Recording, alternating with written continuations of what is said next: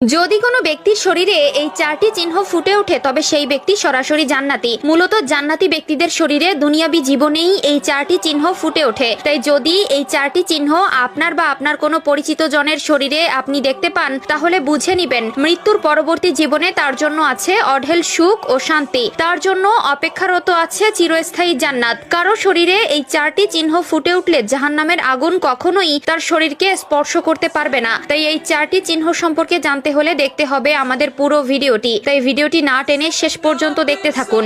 এবং আপনি যদি হযরত মুহাম্মদ সাল্লাল্লাহু আলাইহি ওয়াসাল্লামের উম্মত হতে পেরে নিজেকে ভাগ্যবান মনে করেন অবশ্যই আলহামদুলিল্লাহ কমেন্ট করবেন।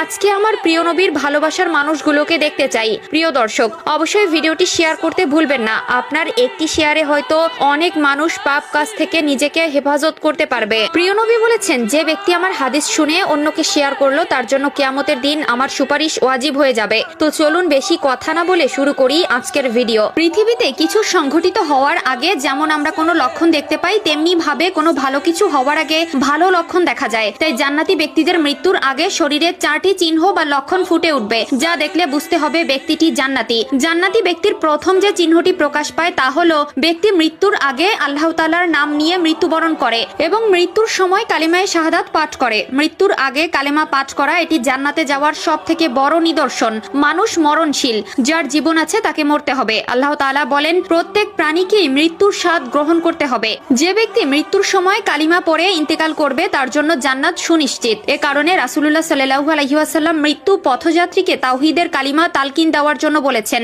হযরত আবু হুরায়রা রাদিয়াল্লাহু তাআলা আনহু হতে বর্ণিত, তিনি বলেন রাসূলুল্লাহ সাল্লাল্লাহু আলাইহি ওয়াসাল্লাম বলেছেন, তোমরা তোমাদের মৃত্যু পথযাত্রীকে লা ইলাহা ইল্লাল্লাহ তালকিন করাও, কেননা যে ব্যক্তি মৃত্যুর সময় শেষ কথা হবে লা ইলাহা ইল্লাল্লাহ সে জান্নাতে প্রবেশ করবে। দ্বিতীয় যে চিহ্নটি প্রকাশ পায় সেটি হলো মৃত্যুর আগে মুখে হাসি থাকা। জান্নাতি ব্যক্তির মৃত্যু সহজ, যার ফলে মৃত্যুর আগে জান্নাতি ব্যক্তির মুখমণ্ডলে প্রশান্তি ও উজ্জ্বলতা দেখা যায়। এটি তার আল্লাহর সন্তুষ্টি অর্জনের প্রতীক। আল্লাহ তাআলা কোরআনের মধ্যে বলেছেন, যারা ঈমান এনেছে এবং সৎ কাজ করেছে তাদের জন্য রয়েছে জান্নাতের সুসংবাদ। তৃতীয় যে চিহ্নটি দেখা যায় সেটি হলো জান্নাতি ব্যক্তির মৃত্যুর আগে দুনিয়ার সম্পদ ও পরিবার পরিজনের প্রতি অতিরিক্ত অনাসক্ত হয়ে পড়ে। সে বুঝতে পারে যে এই জগৎ ক্ষণস্থায়ী এবং আসল জীবন আখিরাতে। এছাড়াও মৃত্যুর আগে যদি কেউ তার সকল ঋণ শোধ করতে পারে, অর্থাৎ কোনো ঋণের বোঝা ছাড়াই মৃত্যুবরণ করে, তাহলে বুঝে নিবেন সেই ব্যক্তিটি জান্নাতি। কেননা ঋণের বোঝা নিয়ে কেউ কখনো জান্নাতে যেতে পারে না। মৃত্যুর আগে এই লক্ষণ জান্নাতি ব্যক্তির বৈশিষ্ট্য এবং